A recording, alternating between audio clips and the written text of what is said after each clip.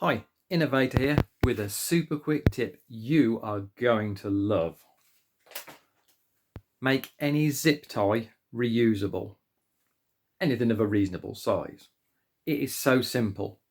Take a box cutter, you find your back edge, you see that gap, and you cut, put the tip in on a hard surface and you make a slit all the way through.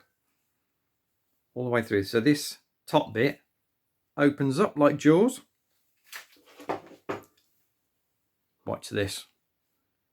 You do the job. Now this is for something you know you're going to take the cable ties, zip ties off. You do the job, leave about 1 centimetre long, pliers on, twist, remove. Pliers on, twist, remove. Once again, pliers on, twist, remove.